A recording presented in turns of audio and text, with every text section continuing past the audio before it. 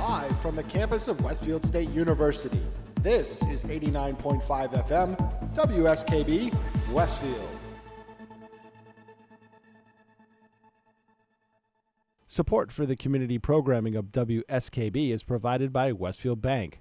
For more than 160 years, Westfield Bank has been an important community presence and commercial leader in the Pioneer Valley, with convenient full banking services in Westfield, West Springfield, East Longmeadow, Agawam, Feeding Hills, Springfield, Southwick, as well as Enfield and Granby, Connecticut. Visit us on the web at westfieldbank.org.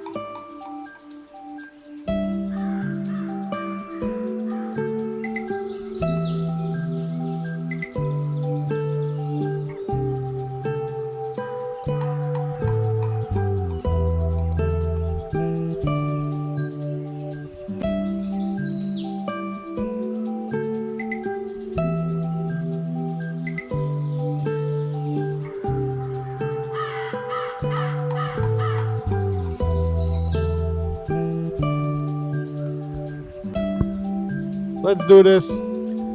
Wow, it is Tuesday morning. It's February 15th, 2022 and counting. And it's the very late, very old. Somebody just didn't want to get out of his warm house. Don't lie. No, I do not. That's one thing I don't do is I do not lie. I never lie. All right, how about fib? Not even fib. Hardly fib. I will fib when I. Bob, we could have covered the first part of the show till you got here.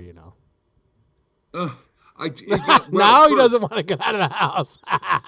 yeah. No, that could have. But no. It is chilly out there. Is it chilly? Oh, God, it's, I can go. Let me run out right now and see. I don't know what happened because my phone is here. And before I went to bed last night, I had lay out everything, and I'm going to a funeral, so I got everything laid out and all that business. And at 4:18, I woke up and I said, well, this is kind of good. I'll just kind of like be in that zone that you are between sleep and awake. I don't even know. There must be some kind of technical word for it, like you're awake, but you're not awake. It's a daze, Bob.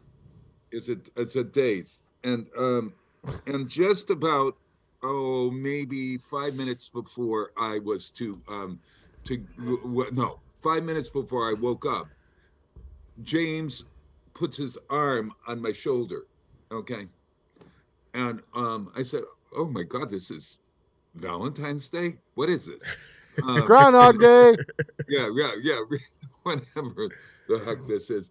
And I woke up.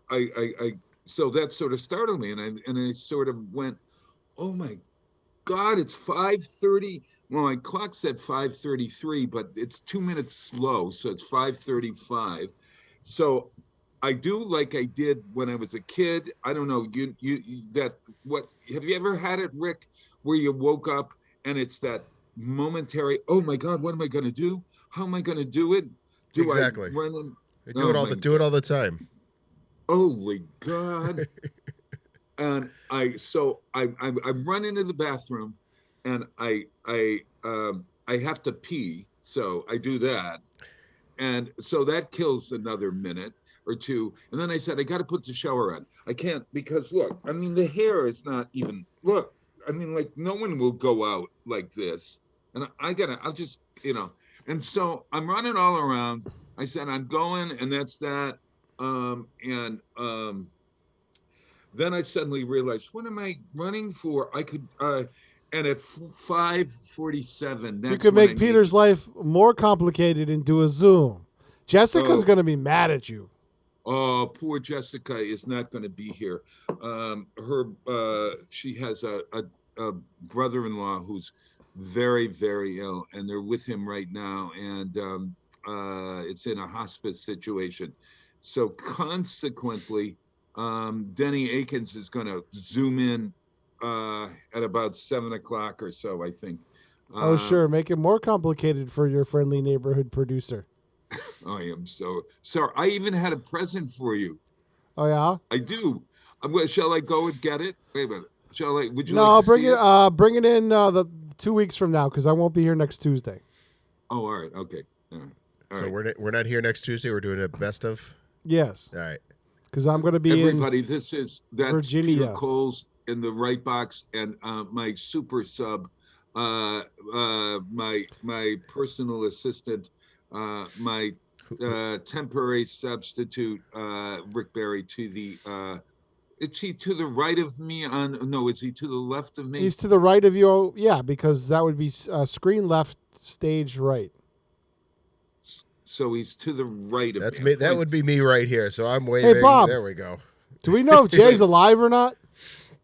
I do. I saw him Monday I haven't night. seen him in months. Yeah.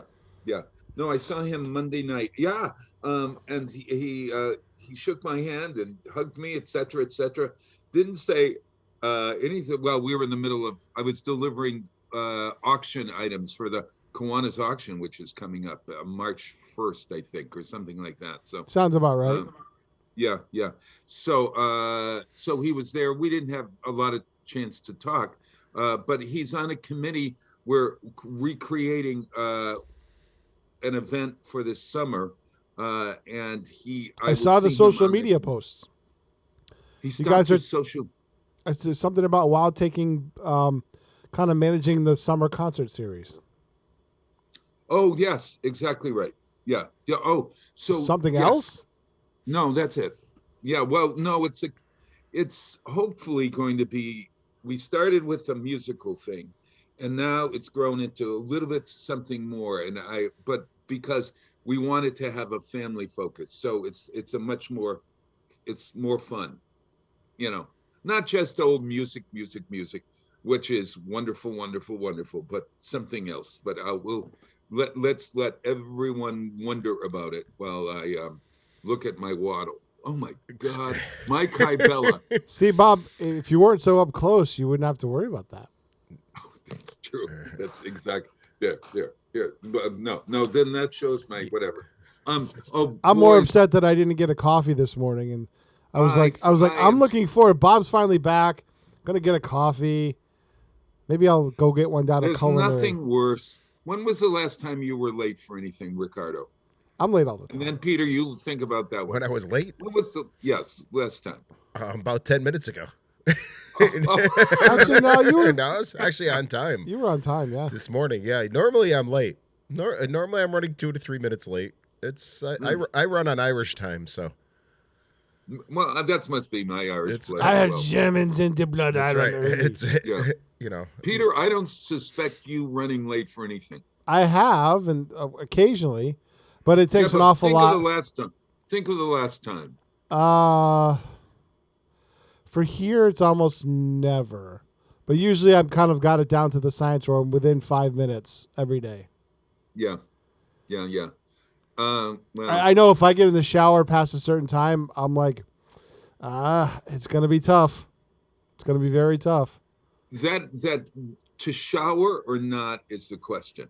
I can't not go without a shower. I just feel. Oh, me either. I feel gross. I mean, my hair can't go without a shower. I feel gross if I don't take a shower in the morning. Yeah. There's something. I mean, like right now, I'm like ready to. I don't understand how people could take a shower the night before, and then think that they're fresh after sleeping all night, and just be able to hit the ground. I don't get that. I know people that do that, and I'm like, I don't get it. No. Well, unless you're sleeping, do you sleep on a silk pillow? No, Bob. Why? Some of us don't have the moolah for that. No. Well, no, Rick Barry might because No. he lives with that lovely Michelle. No, we have flannel. Oh, that's even It's worse. winter. Because yeah, I have that It's too, winter. and it my hair comes out all over the place. Yeah, so doesn't Whatever mine. is left of it, huh? So Oh, doesn't does mine. yours? That's why there's none left. Oh my gosh. Oh, I'm looking at the sunset. Actually, I'm looking. It's called the I'm in moonset, my Bob. office. Huh? The moonset. So, what did I say? Sunset. Oh, I Bob. said sunset. It's That doesn't sunrise. come up till about another 20 minutes or so. Yeah, But the it's moonset is that. beautiful. Oh yeah, It's that. almost Is that almost a full moonset? moon. Oh, it's moonset. Almost a full moon. Is that right? Well, Yeah. I can see it here, and it's so gorgeous. Maybe should I turn now? I want. Shall I turn it around and show everyone? Here, wait a minute. Does Oh, that? boy. Can you see it? Oh yeah, that's the glow from the Sure, moon. yeah. Isn't that beautiful? Yeah, yeah. All right, here. Here's my. Here. This room is dedicated to Mexico, where I used to spend some time, and so all of the things are of Mexico, or most of it. This is Haiti and whatever, but they're all. It has a Mexican feel. You know? Watch this. You want to see me get Bob cranked up? Are there migrants God. crossing through that room?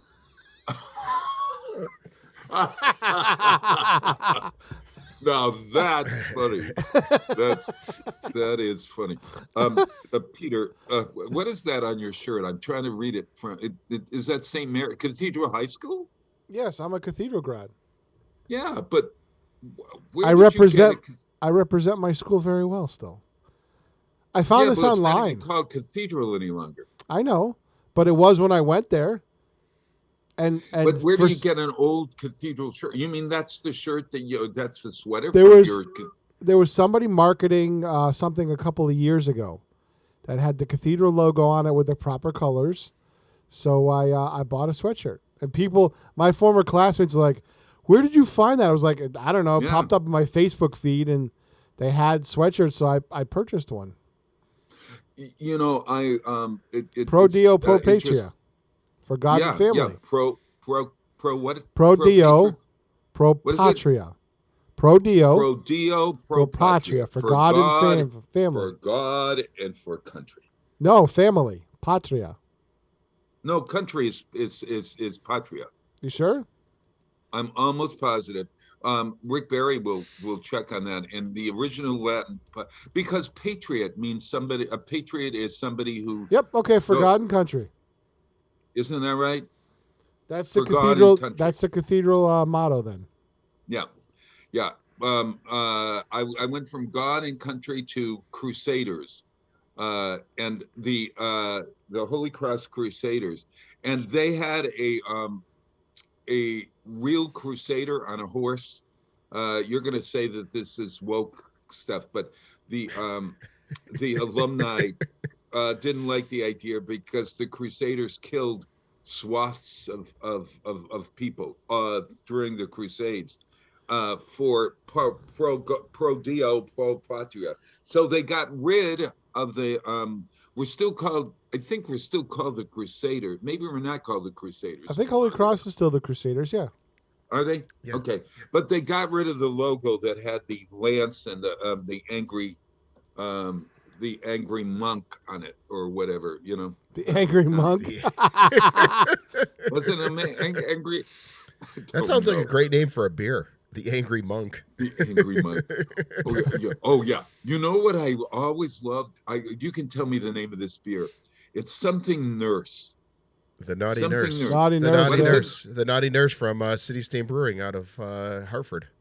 Oh my God, it's so It's delicious. That's a good. It is a great beer. Yeah. Yes. Yeah, yeah. Everybody- Name a couple of ev- other beers. Everybody Yeah, loves go a ahead. everybody loves a Naughty Nurse. Yeah, you're right. Get out the old stethoscope. Get out the old stethoscope. Did you? Oh, this is a terribly. Did you ever play doctor and nurse? Not that I'll admit to. Yes. And you're right. It is still the Crusaders.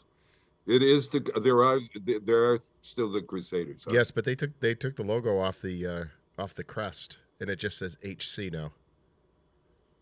Okay. Gotcha. Yeah. Yeah. I have my 55th college reunion coming up in June of this year.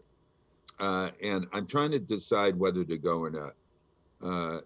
We've had so when you're in that over the 50 crowd, uh, there they there are a lot of passings. There are a lot of deaths this year. So I'm thinking I might go when I'm in my 60th, when I'm turning 80, but I'm not going to go for this 55th stuff. Uh, and certainly I'm not going to take James, or my friends don't want to go.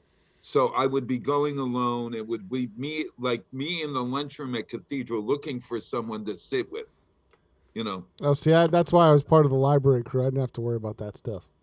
Oh God. Oh, very smart idea. Very smart idea.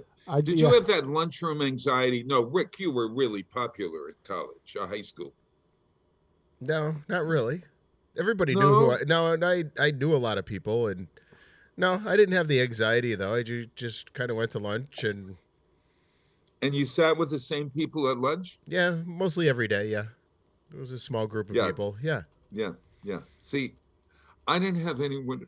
I didn't have anyone to sit with, and I would look out at this big, you know how big the cafeteria was, or at least to me at Cathedral, and I would look, and there would be, and I finally end up sort of like sitting with people that I don't know, or trying to wolf down the meal so I could get out of there fast. You know, um, isn't that pitiful?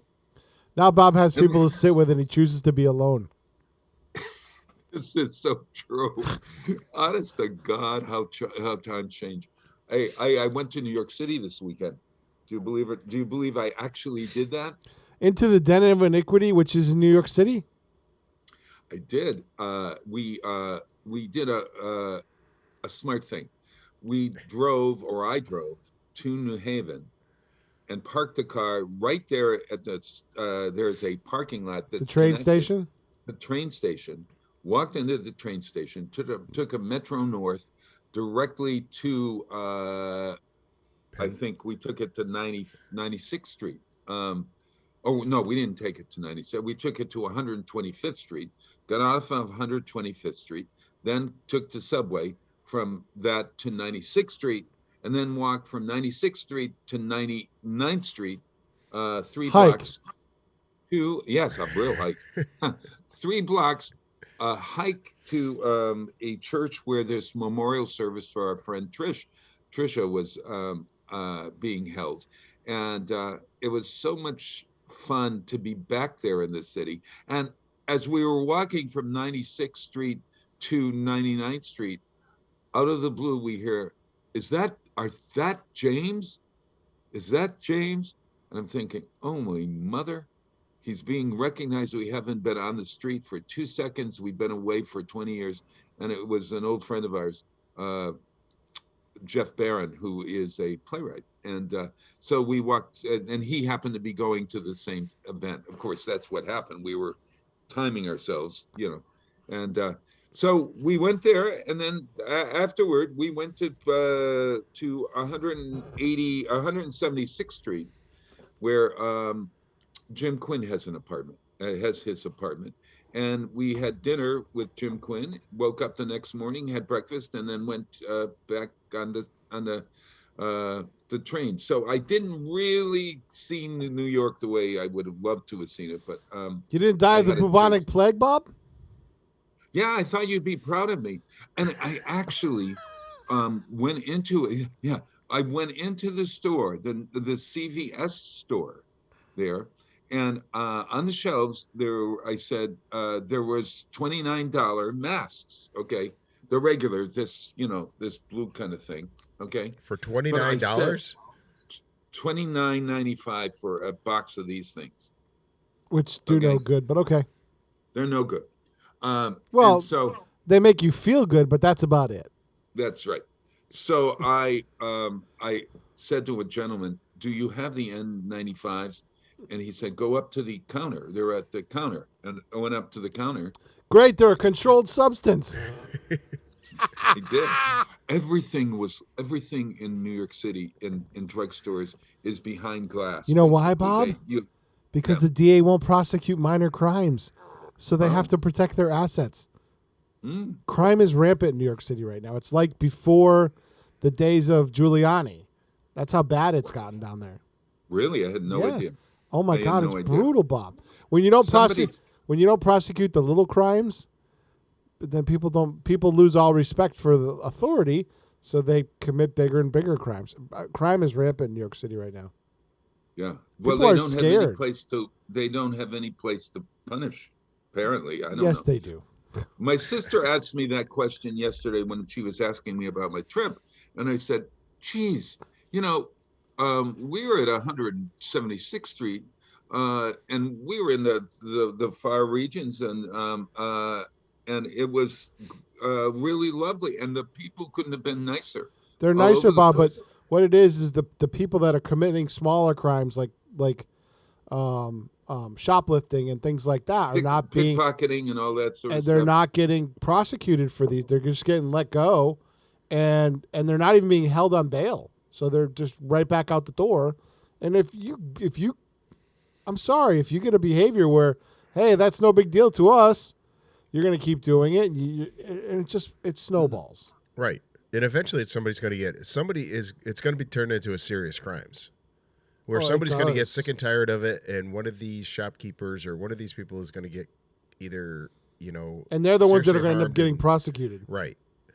Oh gosh. Well, Because they're sick of because people get pushed to a point where they're sick and tired of it and are not going to have enough. They're going to have enough. So, Bob, why don't you stay for the weekend and see a show or something? Their shows are back open again. Yeah, no, there is not a hell of a lot of shows, to tell you the truth. There's few and far between. I don't know why James wanted to come home. So, and when you're staying with someone, you may like Jim's a great host, but I don't know how much I wanted to impose on it. Although I really thought I'd like to stay for another day. I know I did, but I got to finish my story. So I go up to the counter and I say, do you have any N95s? And she handed me 3 N95s for free. They're giving them out behind the counter, but yet in the store, on the shelves, are the $29.95 boxes. So if anybody would want a mask and didn't know that, Yeah, Bob, they're out to make profit. I mean, that's how business works. You But you inquire. think that so they you would gotta- sell? Do you think that they would be selling the better ones? yeah, no, and they were. Yeah. I mean, they're really quality. You can't get anything for free in New York City. It was so wonderful. She gave me 3, and so I have 2 more over there. The 3 now, and I was wondering, is that the same thing here in Massachusetts, where the I don't government? know. I don't know. That's a gonna good ask question. over at the CVS. Yeah, because I thought to myself, boy, there are a lot of and everybody seemed to be wearing. This is the interesting thing. Everybody seemed to be wearing their masks, which Meh. is I did New York. The mandate is no longer happening. I don't know, but think it everywhere actually we went, is. then people had masks. I think it is. I think honestly. New York still has, I believe, still has the New York Still the masks. mask mandate. Yes. Yeah.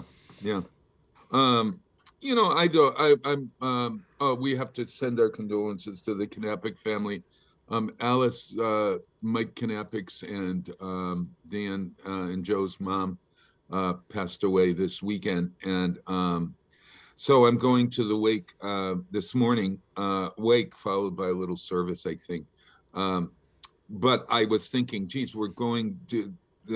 I suppose we should all wear our masks in that line. I don't know. I don't know whether There's no restriction right now. The restrictions there were aren't? lifted. Right. Got it. Yeah. That's an interesting thing. But anyway, our condolences to the Knappich family.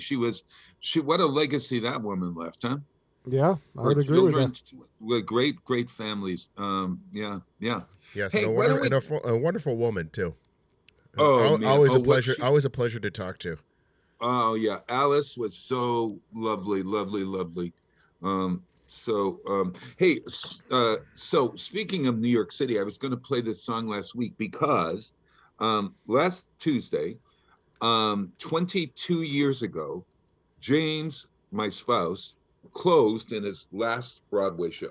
Believe it or not, it closed on what was it, February 8th, in the year I don't know what's 22 years ago, 1899, something it. like that. 1999, Bob. 1999, yeah. 18 was a little bit farther back. 22 years ago was the year No, 2000. In the it year was 2000. That wasn't it. 2000. Wait a minute, I got to find that. Well, here it is. Here, 1981. He closed in 1981. That's And it was the 5 o'clock girl. It focused on a wealthy playboy and an impoverished shop girl who became acquainted with each other via a series of anonymous 5 o'clock phone conversations. Sounds familiar to me, right? The musical was staged at the Goodspeed Opera House after it first was in performance in 1928, and it closed in 1981 because Frank Rich, the reviewer, said it's amiably silly and said it is not without passing a footnote to theatrical history, but as entertainment in 1981, it's a pretty slim affair. That was 41 The, years ago, Bob. 41 years ago. 41 years. Oh my God. The show's book is long and its gags are unshucked corn. Pretty soon, we're just living for the songs, and very few of them prove to be worth living for. Boy, if that doesn't sink a show. Wow, that's a shot in the hammer. I know it, and it had been very successful at both at the Walnut Street Theater in Philadelphia and the Goodspeed Opera House. You know, the Goodspeed is where Annie came from, and everything. And Sure, yeah. yeah. So at any rate, there is a good song that they interpolated. What's that word? Interpolate. Interpolate. Interpolated into this show, The 5 O'Clock Girl. Nevertheless, I'm in love with you. And Michael Bublé's version is really sweet. So I'm going to play Michael Bublé, Nevertheless, in tribute to my spouse for Valentine's Day. He was in the show back 42 years ago. Holy mother of God.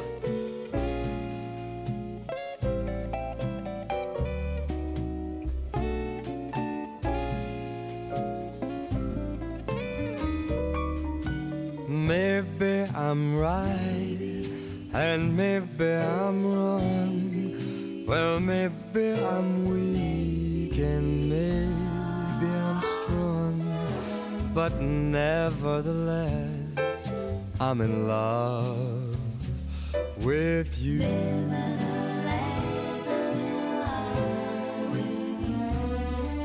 Now maybe I'll win, and maybe I'll lose. Well, maybe I'm in for crying the blues. But nevertheless, I'm in love with you. Somehow I know at a glance the terrible chances I'm taking. Fine at the start, then left with a heart that is breaking. Maybe I live a life of regret, and maybe I'll give so much more than I get. But nevertheless, I'm in love with you. Somehow I know at last the terrible chances I'm forsaken. Fine at the start, then left with a heart that is breaking.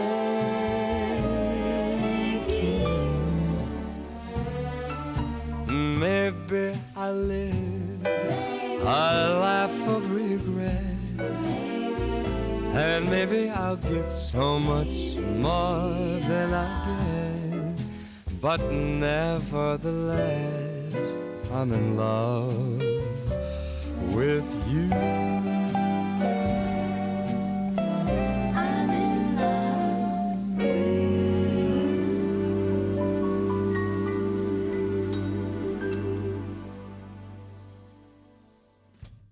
Support for community radio on WSKB is provided by Betts Plumbing and Heating Supply Company, an independent, family-owned wholesaler serving Westfield for over 50 years, specializing in plumbing, heating, and industrial piping supplies. On the web at bettsplumbing.com or at 14 Coleman Avenue in Westfield. This is Ken Stomsky from Ken's Den on WCPC 15 and 89.5 FM, Tuesdays, 8 to 10.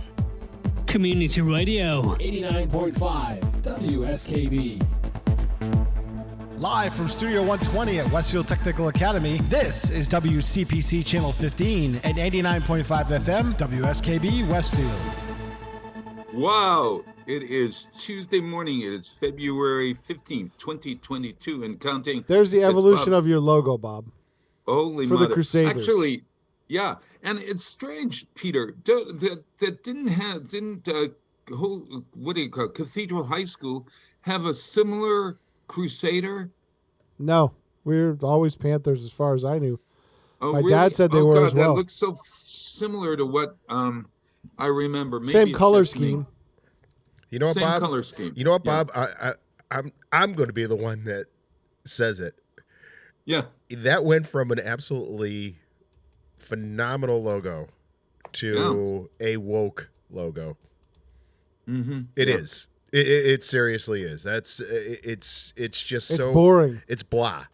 Oh, it is. It is. It's sort of like KFC, Kentucky Fried Chicken, sort of. Right. Yeah. In It's that It's same, boring. same sort of way. Yeah. Yeah. And it's really, Holy Cross College is the college of the Holy Cross. It's not Holy Cross College. But now it's Holy Cross, HC, or whatever. It was so that fight, you'd swear that they were fighting the Crusades again, to tell you the truth, when they were trying to decide whether to change the logo or not. Now, I'll give you my take on it, Rick and Peter. I don't think that people connect the logo of a Crusader on a horse with death. They consider it they consider more of a noble cause, I think. Yeah, well, they were attempting to spread Christianity throughout the world in a noble cause. That's what they thought it was a noble cause in their minds. But quite honestly, it was to rid the heathen Muslim faith, to change that. And and the Muslims have returned serve over the years too. Oh, absolutely. However, religion has it's the bane of our existence in a way. It has caused more trouble than just. Sad thing is how similar all the major world religions are. It's exactly right. And if indeed the difference, people living a different culture, you never really want to change them. Let them come to their own decisions. I think it was a different time or whatever. But to some people, okay, this is a hard one. If someone is upset, and if it's a whole group of people are upset that this thing, this picture reminds them of something terrible in their lives, and it is a traumatic experience. And if it makes one or two people uncomfortable, it's one thing. But if it makes a lot of people uncomfortable, it's another. And to be sensitive. I mean, in the long run, but doesn't matter. But who is it making uncomfortable? Nobody around today was alive during the Crusades. No, I know. If we and I'm going to say it because it's been said numerous times. If we do not learn from history, we are doomed to repeat it. Yeah. I agree. I agree with that one. Like these people tearing down statues, they're tearing down our history, whether it's good or bad. Well, I have a theory on that one too. Well, I think we should never tear down history. No, we should never. No. The concentration camps in Europe, are there for all to see. In Berlin, if you go to Berlin, in the center of town, the cathedral was bombed during World War II, and and they left the shell of the cathedral, and they left it. This is Germany, incidentally, and they left it with a sign that says "Never again," similarly to the sign that is at Auschwitz, the sign that is at Bergen-Belsen, the sign that is at Theresienstadt. Never again. So there is a way to have monuments or things that remind people of another time and teach them at the same time. I believe that the statues of leaders who fought against the other side should have a big, maybe not a big, but an attractive sign that says George Washington, or no, let's the guy in our center of our town. What's his name? Oh my gosh, General Shepard. General Shepard, and tell all of his things, and say at one point in his life, he, as part of the times he lived in, he provided poisoned blankets or something to the Indians, whatever the story is, so that it's a balanced thing. You've got the guy, you've got what he did, you've got also the fact that he was responsible for killing a lot of innocent people as we took their land. So you let people make up their own minds on this, and the history is still preserved, but should we have a statue of Adolf Hitler somewhere?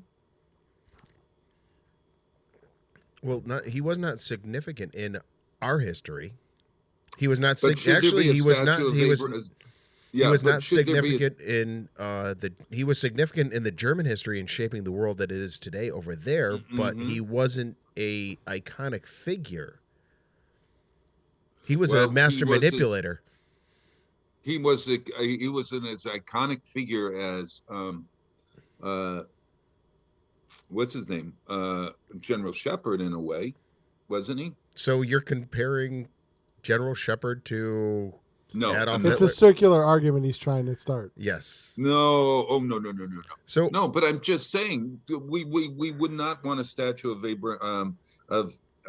Adolf Hitler. But Bob, he is present enough in the culture and the teachings of what not to do in the world that you don't need a statue to remind people. Well, to show his significance of evil in the world. Yeah. So you don't need it. Why does anyone have a statue? Because we commemorate. We want to remember, right? Right. So you're telling me... That's one of the ways to remember, So Bob. You're telling Not me... the only way. Of pulling down a statue of Robert E. Lee has made everything better. No, not anyway. Not even, never. And never, Robert E. Lee... Never. Robert E. Lee was an absolute military genius.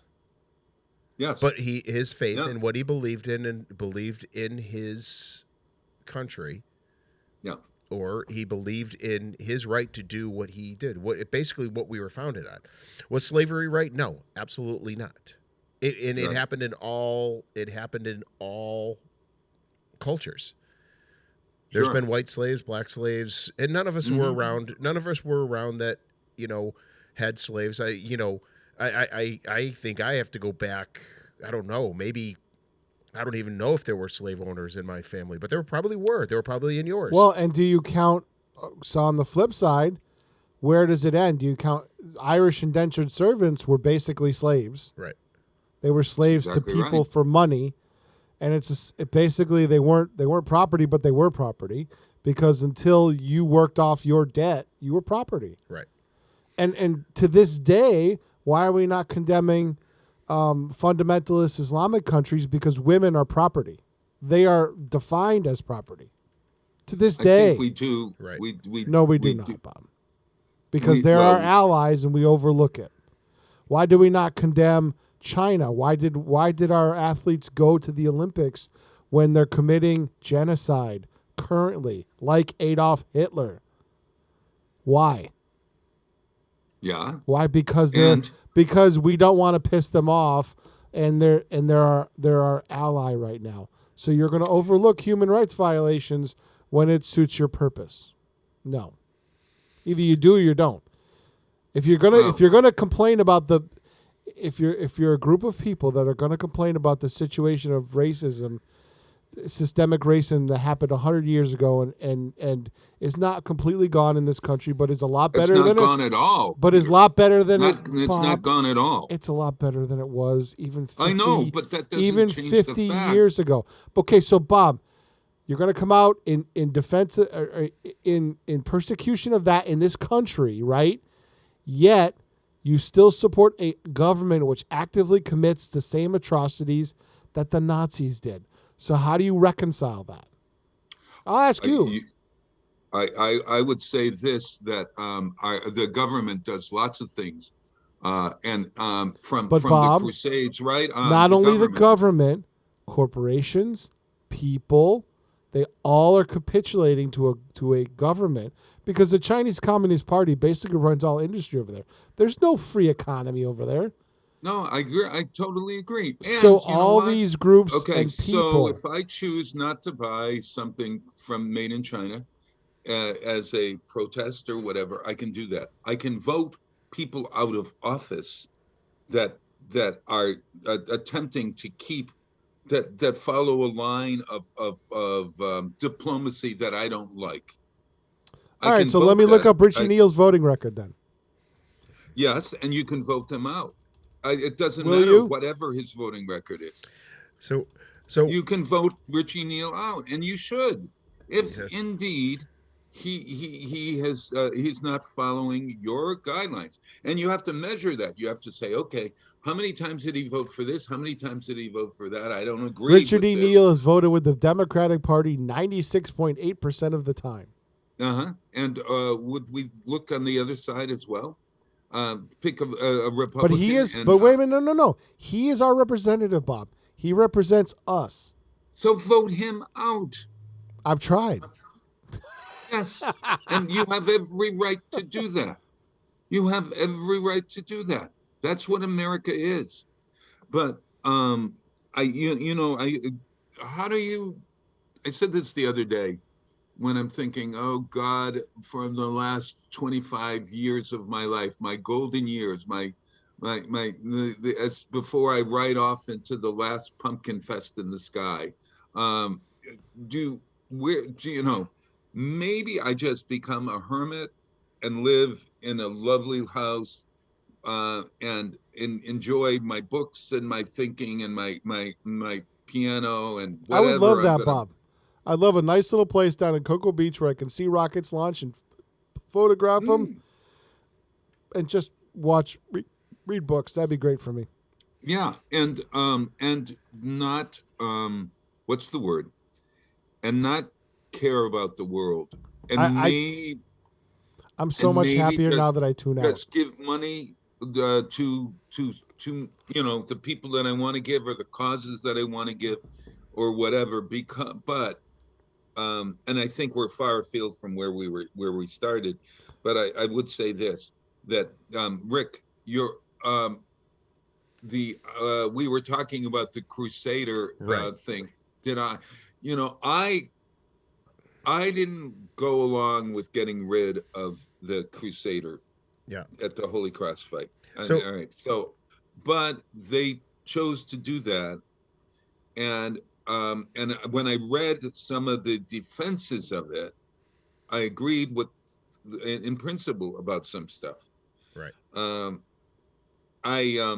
I really believe that that we have to, we want slavery to be taught in the schools. We want the truth about people to be taught in the schools. Every man in the world has flaws. When you read the biographies, for instance, when you read, I read this wonderful biography. I think we talked about it on the air. Ulysses S. Grant's biography by Ron Chernow. And here he is, fighting for the Union. And it was a balanced thing. What he did was great. What he didn't do was not so good. Same thing with the recent, I read Chernow's Washington book, which is the same thing. This hero that we espouse, yet had slaves, etc., and made decisions that were not, if indeed some man was choosing not to fight because he didn't believe in the revolution, and he was in the war, and he chose to leave he was conscripted and he left, he would be shot if he was brought back. I mean, there's all these cases and stuff. And I read it and I said, oh my God, Holy Mother, he doesn't espouse to the same kindness that I've always, we think of him as a hero. Right. Well, think about it, though. Back in the 1700s, not everybody, but most of the wealthy landowners and stuff had slaves. Mm-hmm. Right. That's exactly right. Yeah. There were people to tend the land, to people to tend their livestock. It wasn't like today, in this day and age, where you've got somebody that you can go down to the store and get your groceries for you. You grew everything. You had to have somebody butcher your meats. You had to have somebody butcher your animals and tend your fields. Yeah. So it's not unlike Rick. It's not unlike the idea of, in America, we really need folks who are not going to be doing the office jobs, and we depend, in a way, on people who are the ones that are going to be doing the jobs that we pay less money for. Right. Exactly. So I found something very interesting, and I know what a crusader is. Yeah. But I wanted to know what the actual definition of it is. And reading the second definition of it, it's kind of makes some people crusaders. Because a participant, oh my God, a participant in any vigorous, an advocate is a crusader is somebody who crusades for something, is a really good. It could be good. Right. Yeah, read it. So here's the first one is often the first definition. Often a crusader is a participant in a crusader military expedition undertaken with papal sanctions. So the second is a participant in any vigorous movement for the defense or advancement of an idea or cause, etc. So the people who rallied for the change of the Holy Cross logo, in turn themselves became crusaders. Isn't that kind of hypocritical? Yeah. Well, it's really ironic, I guess. It's ironic. They became hypocrites because they are crusading for a cause. Are they doing it in a different way? Yes, but still they are crusaders. That's exactly right. Yeah. When were the Crusades? 1,000 years ago or whatever? Oh my God, longer than that. Who knows? Whatever they were, whenever they were. But even in the Bible, it says, "By my sword and thy staff." Mm-hmm. So Mm-hmm. you have to defend yourself, and that's what you did back then. Yeah, exactly right. It's part of the evolution of civilization, in a sense. Um, Yeah. Values and virtue and kindness and all of that sort of stuff were always there. There was always the other night at Jim's party, Katie, who's was with us, she works for the Manhattan DA's office. She's worked for Cy Vance and Morgenthau, and then the one that's there now. And so we were having this long discussion about just the world and where it is, and whatever. And somebody said the idea that, is it innate in us? Is there something innate in us that makes us do terrible things to our neighbor? Can we, that property drive? I want this, and you have that, and I want what you have, etc. Is that innate, or is that taught?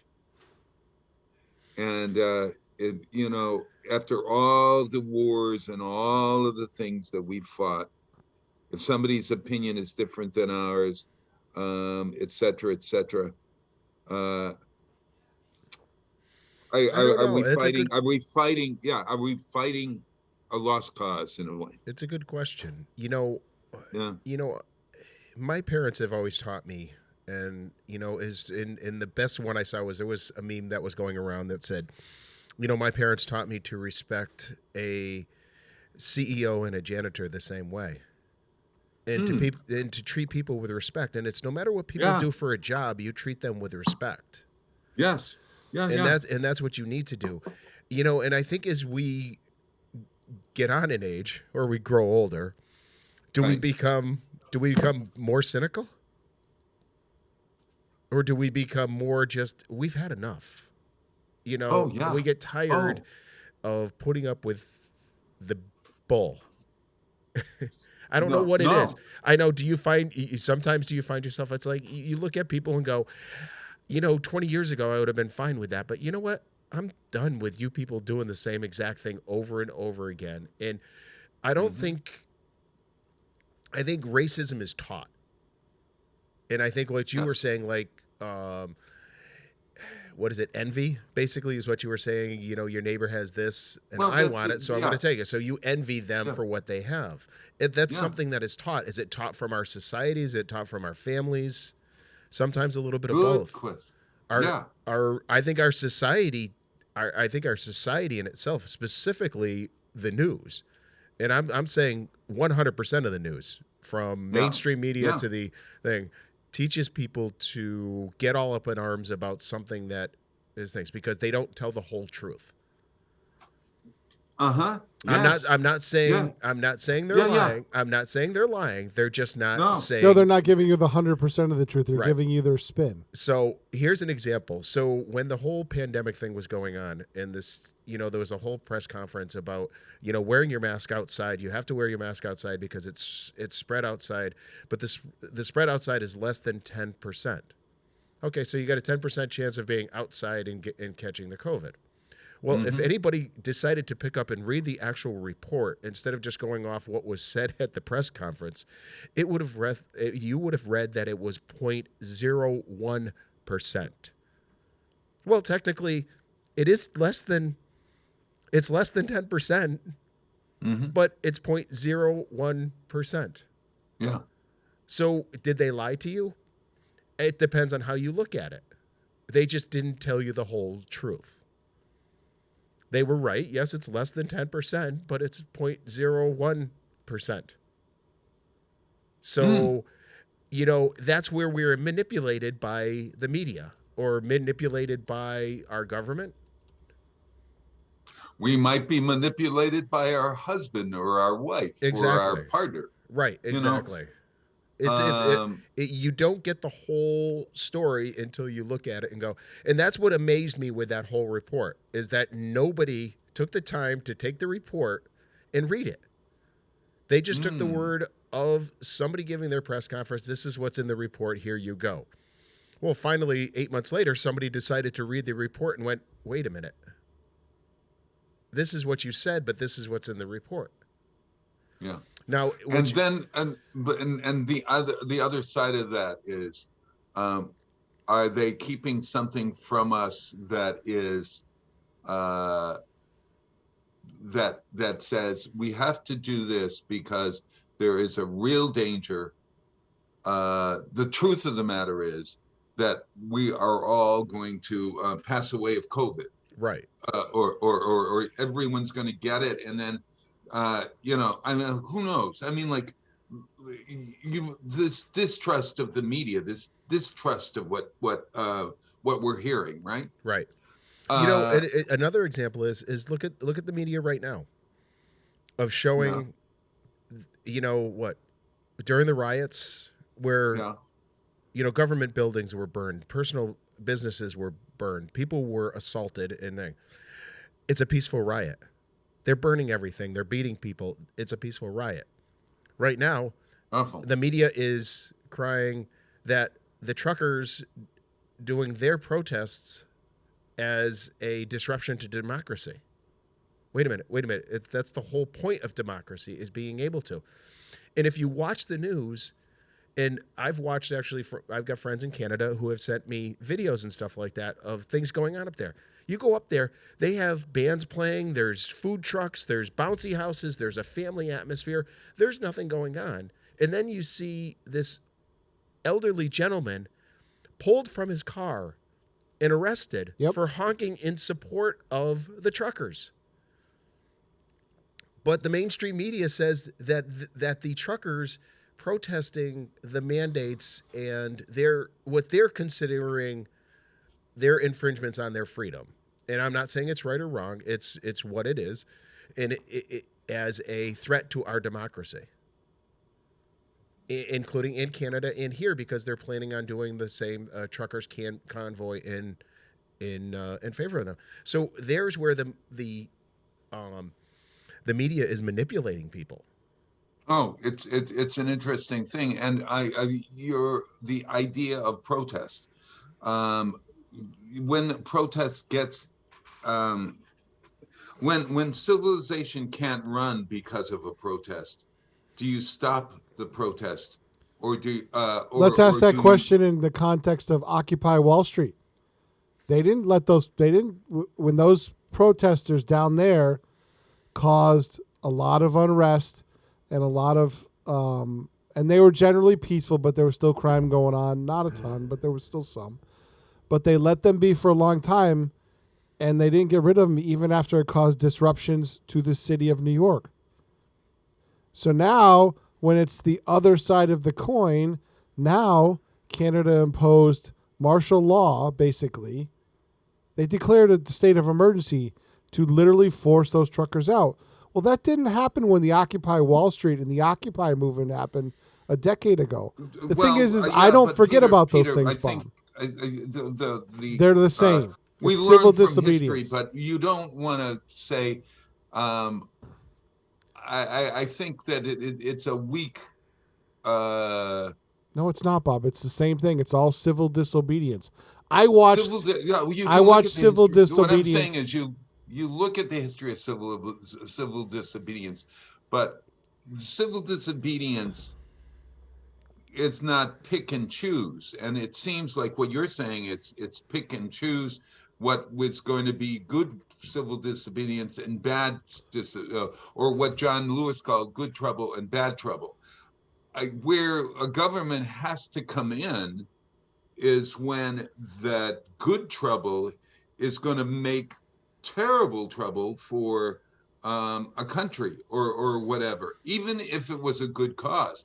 How do you do it? It's a really hard thing. So Bob, using your argument then every BLM rally that became a riot, right, and happened and for day most of them did not. That's a misinformation. Right. I grant you that. But how about the city? How about the city of Portland, Bob? 100 days in a row. Yeah. They rioted looted, and burned. When does that become the same thing as the truckers in Canada? Because it was the same thing after night 2 in your argument. In intention, it becomes when it becomes harmful for other people. That was when night 2, Bob. That was when you knew it was going to be more than one night. What's your intention on your saying that question? You're bringing up Portland. What's your intention? Because you're equivocating something. You're saying that would be harmful to the people. The people of Portland told the government after the second night, if this is going to continue, this is harmful to us. This is destroying our businesses. This is endangering our lives. And the government did nothing. All right. So, but what's your intent? My intent is to prove your point. I just proved your point. You said that the government should step in when it became bad trouble. That was bad trouble after day 2. So I proved your own point for you. No, and I proved trouble. to you. Bad trouble is good. Good trouble. Yeah, you're right. Yeah, okay. Okay. Yeah. I proved your point, Bob, and the government did nothing. So where's your argument? So the government did nothing, and they made a bad decision. Terrible. They should have come in and. But they said it was okay, Bob, because it was lives were in danger. The minute lives were in danger, the government has to step in. But the government of Oregon, including the governor of Oregon, said, well, they're peaceful protests, Bob. We should look the other way and not prosecute any of them. But in the government, wait a minute, hold on. And in the flip side of it, yeah, okay. Let me finish. They were wrong. The Oregonian governor was wrong. So why is the government of Canada correct in a protest? Who says that they were correct? You were trying to equivocate, saying that the truckers' protest should be broken up, and it's a peaceful. That is a peaceful protest. That is, Bob, you brought up a good point. It's where people, when their lives are in danger, whenever those. And I don't like to use the word protest because not one of them was a protest. There was the looting and the rioting, and once people start destroying personal property, it does not become a protest anymore.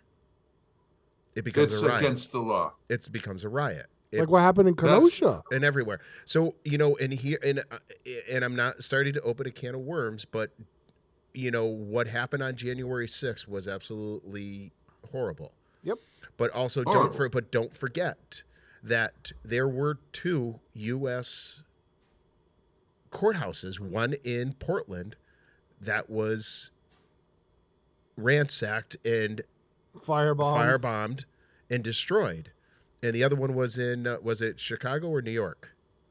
I think it was Chicago. Chicago. That was in the same thing. So what's the difference in the 2?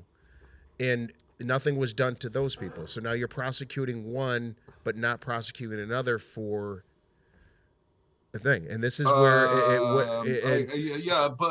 but you're saying that they all should be prosecuted. They all should be prosecuted. Yeah, absolutely. Yes, absolutely. You apply the law equally. So we're in agreement there. Whoa. We're absolutely in agreement. But Bob, the people 7:04 on Tuesday, February 5th. But Bob, the party that you identify with and that you say shares your values and goals does not apply currently on the DA level, does not apply the law equally, and it's based on political affiliation or ideology. That harkens back to where we started with this conversation of the Nazis. They applied the law only to political affiliations that they didn't agree with. So this is where we're going with these things. Well, let's not. Please don't. Let's not. You're talking about democratic. I'm talking about Democratic DAs not applying the law equally. All right. So that same thing can be applied to the Republicans, and you know that, Peter. You know that. I didn't see the Occupy Democrats. No. Being arrested. You know that the Republican Party has kept things from happening. That's at a congressional, but that's at a legislative level, Bob. I'm not talking about no. The law. Republican Party, just in their non-defense or they're how do we put it this way? The idea that they have a man who's representing their party, Mr. Trump. Show me the facts, Bob. And no one is standing up and saying, this is wrong. He's crazy. Show me the facts, though. There haven't been any, even with this January 6th commission that's been going on forever and ever. It's okay. It can go on forever. There's no facts, Bob, coming out of it. There are going to be facts. Give it a time. Oh, they'll never release. There's more facts coming out of the Durham investigation than there is out of the January 6th commission. Did you hear about that? We're all over the place. Hey, have you heard it? Well, I'm just saying, Bob, you can go. I'm going macro. I'm going in the way our country is going disturbs me on levels that are to my core. Well, the fact that the Clinton campaign funded. Wait a minute. Just funded. Wait a minute. Spying on a sitting president, Bob. Just no. Clinton is. They're not all our wrong, president. Bob. They're all wrong. The Democrats are not all wrong about things. Nor are the Republicans. I know. The good Republicans. No, there we can find some common ground. And I'm not going to sit and take the idea that this is bad and that is bad. We're going to argue forever because you're so staunchly Republican. And the thing is, Bob, I'm not. Democrat. I've supported Richie Neal on things. But I look at something and I go, this doesn't pass the smell test. Uh-huh. Okay. Hey, look, it's 7:06, and we should play some music. That was an interesting discussion, I got to say. How did we start from the Crusades to? We're hitting tall fields, Bob. Oh my God. We were hitting tall fields. I was all set to talk about my underwear or something. I don't know. Hey, we can fill an hour with anything. Of course we can. Of course we can.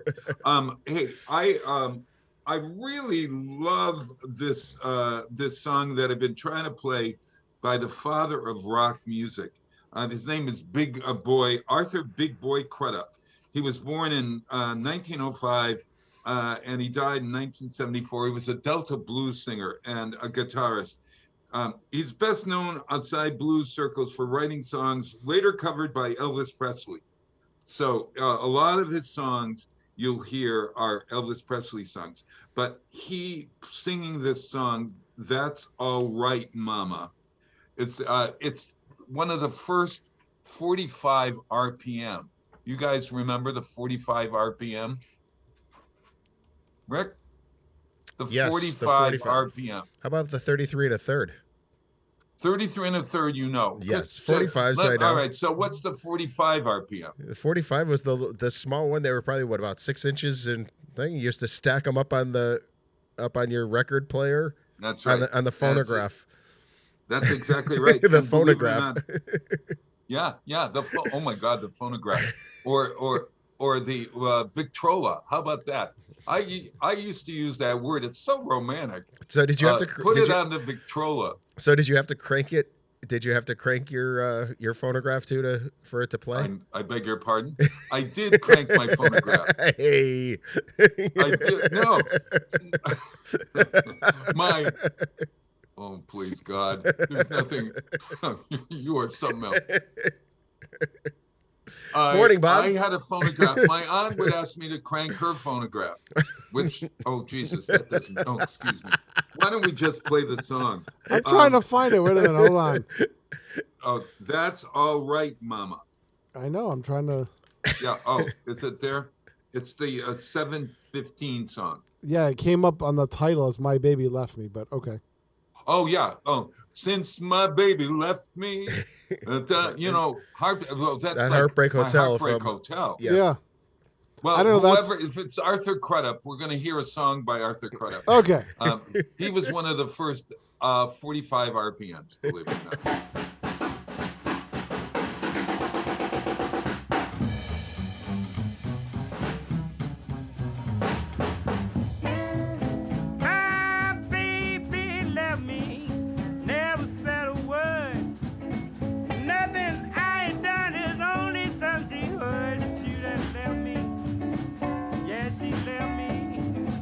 My baby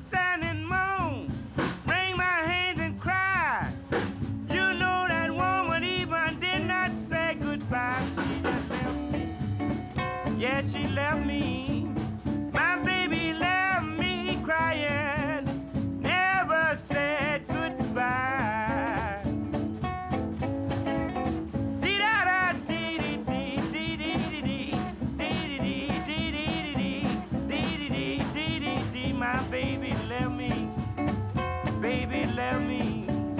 My baby even left me. Never said goodbye.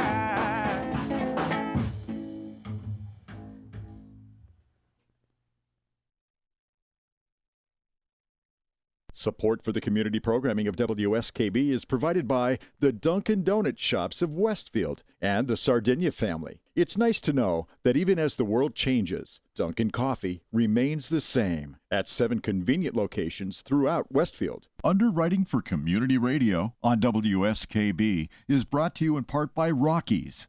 Over 30 convenient locations throughout Massachusetts, Rhode Island, New Hampshire, Connecticut, and Florida. One of the nation's largest ACE dealers. Expertise and great product selection in paint, hardware, lawn and garden. That's Rockies. Rock solid service since 1926. On the web at rockies.com. Join us every Thursday morning From 6 until at least 7:30. Check out the Bobby G and Company Show. Right here on WSKB 89.5. Community Radio. 89.5 WSKB.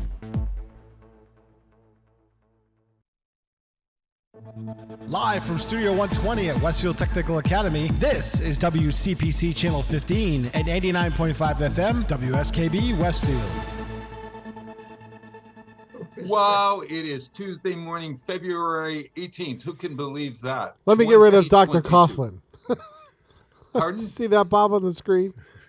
Well, Dennis, you're looking pretty dapper there. Thank you. Good morning, everyone. Poof. Good morning. Let me get Morning, Dennis. Let me get Dennis put in the proper We'll put box. you in a little box here. Yeah, I'm working on it. Go ahead.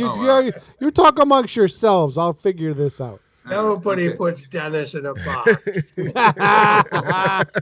Where were you when I needed you, buddy? That's what I want to know. Yeah. We great didn't beat up on conversations. you, Bob. We didn't beat up on you. We actually agreed on something for once. Oh, well, we really did. We had a long political discussion, and it was fun. It was humane and listening and all of that. It was fun. Yes. It was good to have. Sounds like America to me. Yes. It was good to have Discord and not like screaming America. about stuff. America sounds like America. Yep. Sounds like America. Yes. Hey, Denny, how you doing? I'm great, my friend. Thank you. How are you guys? It's We're been good. busy. Nice to see you. It's a little cold, I guess, outside. Michael. Oh my God, it's so beautiful though. I dog. went out to get the newspaper, and the sun is so gorgeous. I mean, there's nothing like a cold, sunny day. Don't you think? Bob, you're a vampire basically, so you only see the sun twice every day. Listen. This winter, this is really awful. The idea of getting up at 10 or 10:30 in the morning, and then the sun setting 5 hours, 6 hours later, whatever the hell it is. You're absolutely it's right. February, so our days are longer. So, yeah. So, hey, you guys, we hadn't. I need your take on this because you would have been proud of me. I watched the Super Bowl from start to finish. You just want to see the commercials in between. Oh no. There was even one point that I said, no. Who are you rooting for, Bob? I made up I had to make a decision. Okay. I would like you boys to guess who I rooted for. I will give the Bengals. Bengals. You rooted for the underdog. Yeah, that's exactly what I think. Nope. You were rooting for the Rams? I was rooting for the Rams. Why? And why? Based on what? Yeah. Okay. These are my theory. Okay. This ought to be good. I started. If you doing it, it shouldn't be theories. There is no theories here. There's a reason, but not a theory. Oh, yeah, that's right. This is the reason. Okay. So the first reason is I thought that their coach, McVay, I enjoyed looking at him. Well, see, Bobby, we weren't voting for Miss America. We were voting for a football team here. See, I was going to go with he liked he liked their uniforms. I always have to worry because I always have to really concentrate on the uniform to try to figure out which team is which. Okay. So then I heard that they had a 40-year-old guy on the team who'd been playing for 40 years. That's this is the Rams. So his name was begins with W. William. No, his last name begins with W. No. It's not coming to him. No, it's not coming to him. It was either Whitmore? I think it's something like that. Yeah. He was the one who so won that. He got the Walter Payton Man of the he Year, did. Walter Payton Man of the Year award. Yep. That's right. And they focused on his family, and they were like he had 4 kids and stuff. So that got my heart. That was that. Okay. So then that was another thing. Then I looked at the 2 quarterbacks, and I was almost gonna go with the Bengals because I saw an interview somewhere with the young guy, and I was taken by him there. But one of the early things that said I've chosen right was when the Bengals start to do their happy dance in the zone illegally. I said, I have chosen right. I am not doing this. I'm going straight for the Rams, and I rooted for the Rams. And then I noticed that everyone that in my circle, I would have been at a party surrounded by Bengal Tigers, because all of my friends were going, "Oh, it's so awful that they lost, etc., etc." Dennis, wait a minute. Can I ask something? Dennis, did you hear what I heard? He said he was going straight for the Bengals. I mean, for the Rams. He was going straight for the Rams. What happened here? What did I miss? What? Trust me. You don't want him. We love you, Bob. My team has spent a lot of time working and massaging to make this a very contributing citizen. So. Okay.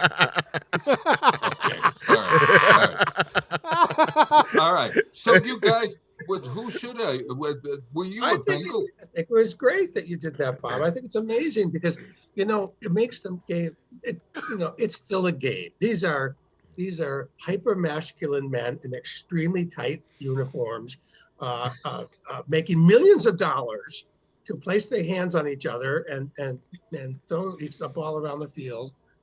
So if you have someone that you favor for any reason, it makes the game watchable and much more interesting. Those of us who are football fans, of course, have a million other reasons why we want one team over the other. Let me tell you, I will tell you a little footnote about Sean McVay, who's the coach. First of all, he's the youngest coach in the history of the Super Bowl to win a Super Bowl. Yeah. Both coaches were the 2 youngest coaches ever to coach, right? Both of them were. Yeah, I think you're right. The both of them, because at the beginning of it, they said it's the first time in history that the 2 youngest coaches have ever coached against each other in the Super Bowl. Yeah. I can't remember what he looked like. Who was the other coach? What did he look like? I don't know his name. What was his name? That's why it's a team sport, Bob. It's a team sport, so you really don't. There's not unless there's like some individual that's an outstanding performance like Cup. You don't. It's not. Right. It's about the team. Well, but sure. Sean McVay, Bob, has a professional hired. If you watch the game, you'll notice there's a young man standing, oftentimes with his hands on Sean McVay's hips behind him, the entire game. Well, because Sean McVay gets so excited, he tends to walk onto the field and into the path of the refs who run up and down the sidelines. So this individual does nothing but pull him back throughout the entire game. Well, he may do other things off when it's not game day, but that's his job. And it's, you might apply for that job next year. He's his handler. It's called yanking Sean McVay. Oh, my God. Holy mother. I'm staying out of that one. It's different. It's different than cranking the phonograph, Bob. So.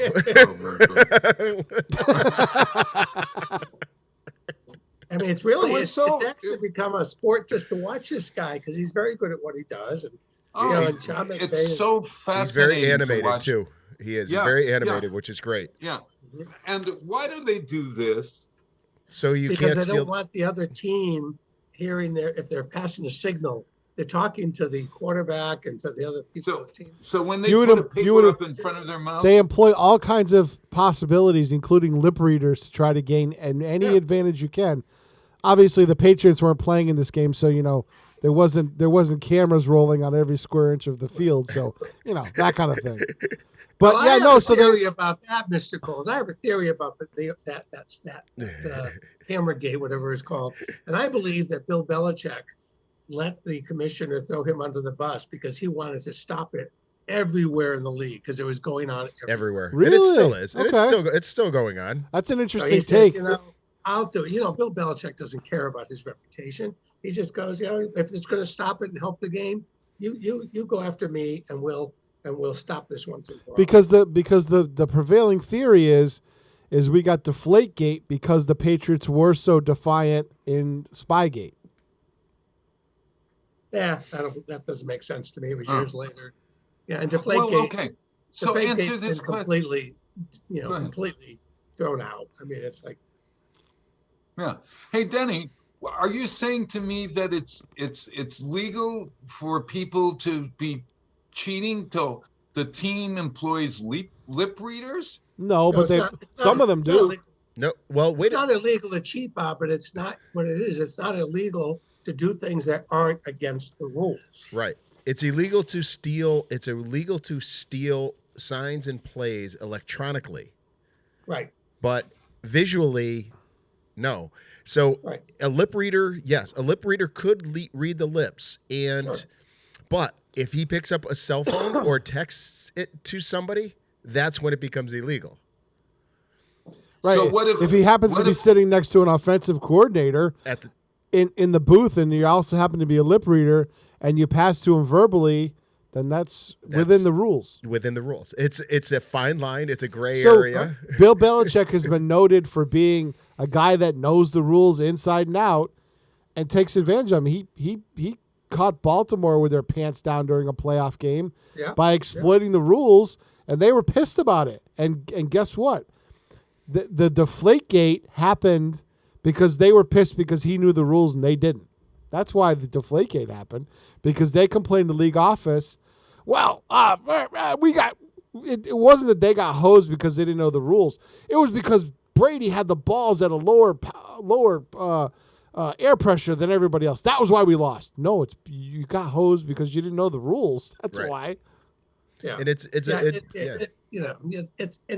is a multi-million-dollar business, and it's a game of incredibly huge egos. I mean, we're not talking just the coaches; we're talking every single player on that field. These are many of these men are what they call super males. They probably have double X chromosome in their body, and they either are in prison or they're on the football field. Mm-hmm. Yeah, they're alpha males. Yep.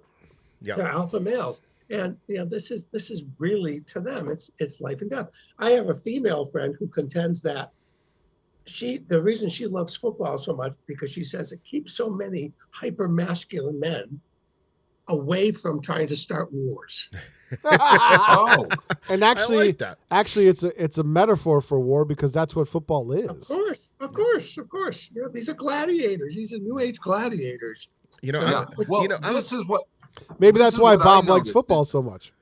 Well, yeah, I thought that the four horsemen of the apocalypse there on the Rams side. Oh, those guys! I would never. I mean, like, Am I right? There were 4 guys. Those guys are that defensive line. Yeah. That defensive line for the Rams. God. Oh, geez, they're monsters. Right. Holy mother! Yeah. And why don't they go over to the right and then go over here instead of they try to get through this wall of men? This is that's not their the job, place Bob. to start Right. discussing. Well, did you? football strategy. But you know what impressed me? You know what impressed me is that Burrows for the Bengals there, the quarterback. Mm-hmm. He wasn't afraid of them. He wasn't afraid to take a hit from them. No. He's a little man. He's, oh my God. yes. Yeah. Well, he's not. He's not little, but he's little in comparison to them. Yeah, he hasn't learned yet. Yeah. But you know, I'm a huge football fan. But what gets me is like after they make a first down or they make an okay play and they're all celebrating in this, like I know the adrenaline is rushing and everything like that, but really you're down by 14 points and you make a first down and you're like celebrating like you just won $100 million in the lottery. Get back, turn that enthusiasm back into the next play. Right. And if you made a huge play where you made a touchdown or a phenomenal catch, like some of those catches in the game on Sunday were incredible. Those 2 one-handed catches were unbelievable. The only thing I can say about that is that there are superstars in these games. Many of those stars make it to the Super Bowl once, twice in a lifetime. Yep.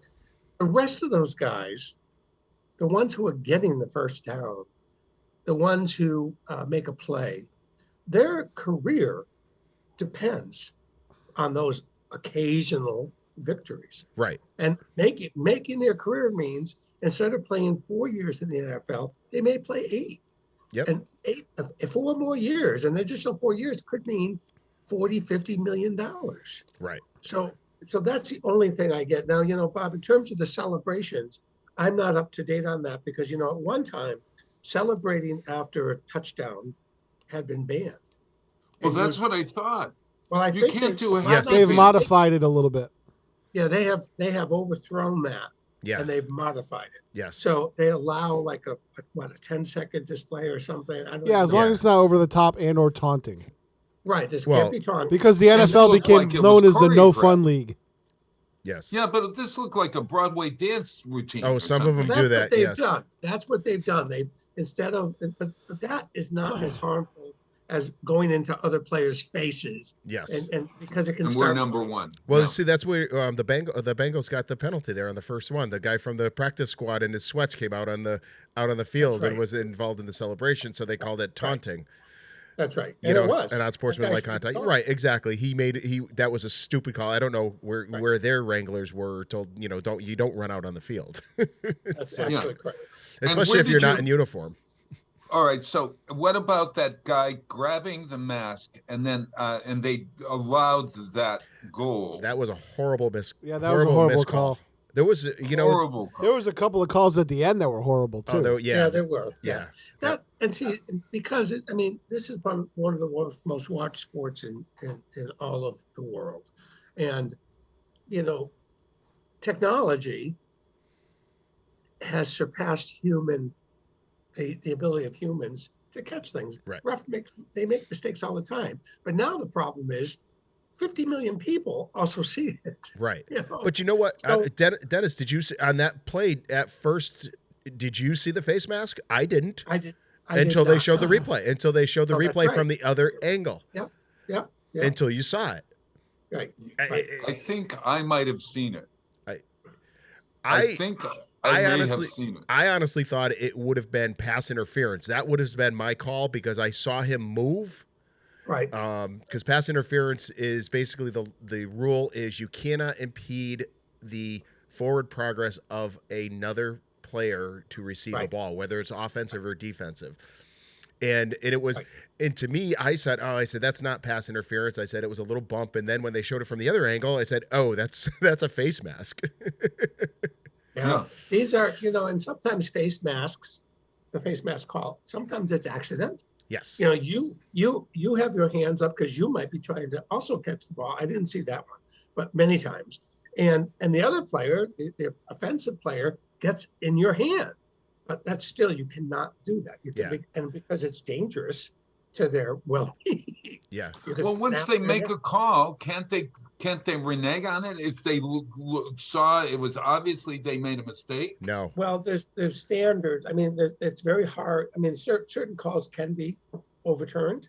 They can be They can be overturned, but they can't be called after the fact, right? You can't. Only in college. They do it in college, but they in don't the last do it in 2 pros. minutes, the booth can review any play. But they can't call a penalty. Right, but they can't call a penalty on a non-call. Right. On a non-call. Right. They can only reverse a call that was on the field. Right. Yes. Wow. So it's not a perfect game, and nor do people really. When you think about it, Right. you don't want it to be, because that's half the fun. You gotta. I mean, half the fun is yelling at the refs. Yes. Because they didn't do something. How many times does a ref do something that's probably an error, but it's for your team?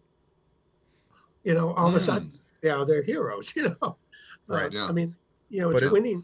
Yeah, it's winning at any cost. In the last, I would say in the last 5 minutes of the game, most of it was called fairly, and I don't think that they missed a lot.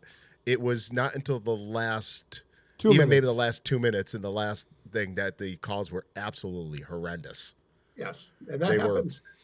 They think they tried their best, and there's no evidence that games are thrown. But who knows? Hey, Denny, I'm going to change subjects completely on all of us. This weekend, are you going to be down in Rehoboth? Is that for the launch, you mean? Yes, we're going. What are they launching? International Space Station resupply mission. Saturday at 12:39, just after high noon. Yeah, that's the one. That's the last time I saw a launch from my balcony down there. That's the one I saw resupply. That's really is visually amazing. Isn't it fun? You can see it from your balcony? Yeah. Yeah. Sarah Palin? I have a clear view south from my balcony behind my Rehoboth place. And our balcony is a second floor balcony. The second floor, okay. Non-obstructive view, but particularly because the curvature of the coast goes a little bit inland as you go down south. So we're about 60 miles, Pete? Yeah, you're about an hour. Yeah, about an hour away. And I was, Michael didn't even come upstairs. I knew about it, so I went up and I thought, well, if I see something, I didn't even know if I could see it. I was dumbfounded by it. Wasn't it cool? So spectacular. So spectacular. So this time around, we changed hotels. Oh, good. We're going to stay in the Best Western, which is almost in the national park, and we may have a shot at covering it from our balcony from our hotel room. Oh, which is fabulous. Far better than we've done in the past in the McDonald's parking lot. So, yes, it is. Yeah. Which also has a very clear view of the launch pad. But Kenny and I went through the gear yesterday, and we're leaving tomorrow morning. Oh, wow. And we're coming back next week. Yeah, we don't have plans, Pete, because Mike has a tax business on the side. That's right. He's busy. We have like 120 clients, and this is our busy time. Plus, my husband just started a new job. He's been working remotely, and so now he's keeping a contract on that remote job, but now he's back working full time for a company in East Long Meadow, and he's busy. Yeah, no, I understand that. My brother became a small business owner in the last year, and then also took on a consulting gig with a former colleague of his at Mass Mutual. So he's been busier than a one-arm paper hanger too.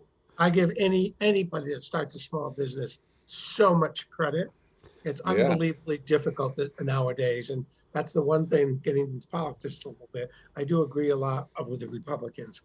We have too much regulation on small businesses. Yeah, it wasn't even starting one. He took over he bought an existing one, but even keeping the doors open is a challenge right now, he said. Yeah, absolutely. Yeah. And that's expensive. I mean, it's great if you can buy one, but it's expensive to buy businesses, and starting one is so difficult. So difficult. So what did you guys, I want to take a consensus here. What did you guys think of the halftime show? Oh, it was sanitized. It was my favorite. It was sanitized because if you remember the original versions of most of those songs, they weren't ready for PG NFL. So Bob liked it. Pete, I thought it was good. You did? Yeah. Okay. I thought it was good. I'm ashamed to say for the first time in the history of the Super Bowl, I didn't watch the ads and I didn't watch halftime. Well, but I can tell you, Dennis, that from my point of view, you didn't miss anything. I thought the audio was horrible. Well, no, so there was a reason. From the technical standpoint. No, see, I'm a conspiracy theorist. The technical standpoint, it was horrible. The lip syncing was absolutely horrendous. And if you say they weren't lip syncing, I've got some news for you. If you watch the video, you can see the guy. Eminem puts the mic down and he's still singing. I thought he missed part of his own song. Yeah, to be honest, though, I think it's pretty hard to do a show like that in front of a stadium full of people without lip syncing. But the audio itself was horrendous. The audio was I believe horrendous. You. I don't have issue with that. And didn't you think the production values, though? I mean, the house that they were going from, from room to room, and it was just Why was the color white on all the rooms? I don't know. And here's the thing: if picture that scene in the middle of the field. What if you paid those thousands and thousands of dollars for that 50-yard line and the whole stage was to your back and you did not see anything? Well, because they played to the cameras. That's the camera placement. Can you imagine how mad some of those people were that they only saw part of them? Yeah, but you know what, Rick, though? In that stadium with the video board, it's better to watch it on the video board than it is to actually try to watch it. Right. That video board is the biggest in the world, I think, right now. Yeah. And then the issue with Dr. Dre, one of his dance scenes where they were high stepping like Nazi soldiers. They were doing that. And I didn't see that. Oh yeah. It was. I looked up and I went, huh? And it was just like, and they had the sashes across them. And it was like, I'm like going, oh, yeah. I missed that one. I loved, somebody said to me, first of all, let me just respond to that. First of all, it's not just Nazis that high step. Exactly. The Russian army, yeah. Well, I know, but I don't want to use a metaphor like that and not explain that also the Russian army does that. Yep. The North Korean army does that. I mean, yes, authoritarian. Yep. Yes. And that's what it was about. And it was like, whoa. And the way it just kind of struck off, it struck a chord because I was actually paying attention to the production value, not just the songs, because I know all the songs. And everybody says, oh, you're just too old. And it's not. No, I thought, hey, I thought Prince was phenomenal, when he did his halftime show. I just didn't like the production value of the. Right. And I didn't understand the end of it. The end of it, and I know you didn't see it, Dennis, but the end when the side of the house either blew up or fell off. And then I didn't understand that. I didn't understand that. Yeah, I didn't get that at all. Eminem, that was when Eminem appeared, oh yeah, he blew the house down. Is that what that was supposed to represent? Yeah, because Eminem sounds like bringing the house down is a wonder. I didn't see it, but they brought the house down, so to speak. It was only part. It was only right when Eminem came on the scene. That was what he was to the music industry. He blew the house out. But it was only like part of it. Did some of it fail that it just didn't look? I think it was designed that way so as not to make a big mess on the field. I do have to say, when I read what was happening and who was going to do it, I personally thought it was a great tribute to do during Black History Month. Mm-hmm. That they chose diverse artists like this, the majority of whom were people of color, and it was a segue. It was a genre of music that is not normally celebrated at the Super Bowl. So I got to give them kudos for that. Yeah. All right, doesn't have to be my favorite music, but I thought it was, and considering what 78% of or more of the players are men of color. Right. That I thought this could be a tribute. Hey Denny, it was funny that Ben Shapiro's take on this was hilarious yesterday. Well, Ben Shapiro? Yes. His take was like one of the biggest corporations in the world, right? Is saying, yeah, we got a black coaching problem, but we're gonna placate you and co-opt. It's funny, co-opt the people who fought against, were anti-establishment, and then bring them in and pay them all this money to do a halftime show where they made money. Yeah. Who says they're anti-establishment? Dr. Dre and Snoop Doggy Dogg were when they came out as rappers, they were all anti-establishment. Yeah, but that was their thing. That was why they were popular.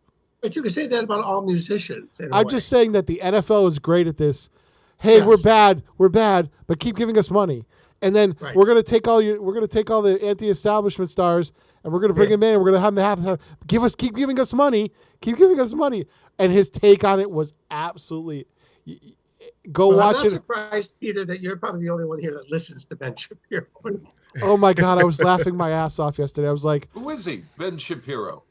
He's a uber conservative commentator. You know, my God!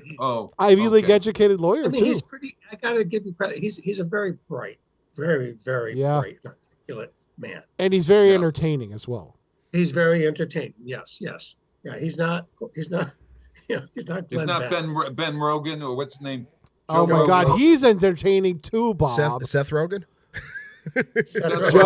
Joe Rogan. He's highly entertaining too, Bob. Hey, so let's take a break. Just for a few seconds. Wisconsin has spoken, and we're going to play the Preservation Hall Jazz Band because it's Black History Month. But so my nephew Chris chooses this song by the Preservation Hall Jazz Band, and then he didn't know that I actually sang with the Preservation Hall Jazz Band. Did you know that? No, I did not. No. Okay, you know the Preservation Hall Jazz Band. Our friend, my old roommate Rick Norcross, whose family had a lot of dough. I wish that it's too sunny in my room. It is. Okay. At his wedding, the Preservation Hall Jazz Band played at Rick Norcross's wedding in Concord. Believe it or not. Really? Yeah. I was floored. So I had the guts to ask them if I could sing. This is back in the day when I could care, honest to God. Hey Bob, did they say the following after you asked for that? You are muted. Yeah, you know. But after it, they said, "You are forever muted." You are. And for the first time in history, the Preservation Hall Jazz Band did high kicks. All right, but at any rate, that's amazing, Bob. I didn't know that. I didn't know that you could hire them for. I didn't either. I mean, it was sort of like, you mean they're going to have Billy Joel entertain at their wedding or something? I mean, like, but Preservation Hall Jazz Band, and I ended up singing, and I was trying to think the song that I sang because I don't know a lot of Dixieland songs or whatever, but maybe Yes Sir That's My Baby or something. Okay, so I sing with the Preservation Hall Jazz Band. Could that be why the marriage didn't last? What? The marriage didn't last. The marriage didn't last. That is I'm so bad. I'm so bad. No, you're great. There's no preservation. There was no preservation. There was no preservation. And at the end of it, I wasn't asked to do another number. No, Bob, I think that's incredible that you did that. Well, it was a real thrill for me. All of them are dead now, because the Preservation Hall, they're all old folks. Yeah, but they still have the Preservation Hall Jazz Band. They just, that's just that keep hiring new musicians. They're all dead, but it still continues. So you killed them all, Bob? You killed them all with your song? You have to be a certain age to be part of it or something. I have no idea. All right, so that's my story, and I'm sticking to it. Here's the Preservation Hall Jazz Band. Yay! Hey, I'll be right back. I got to find a place that there's no sun.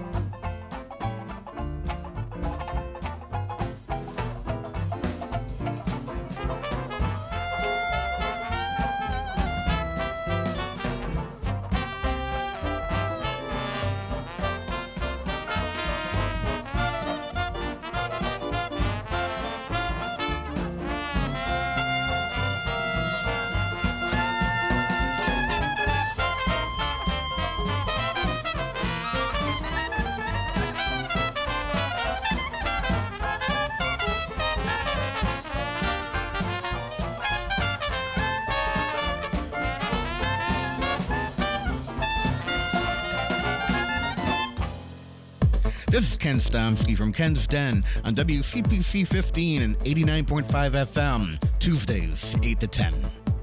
Community Radio. 89.5 WSKB.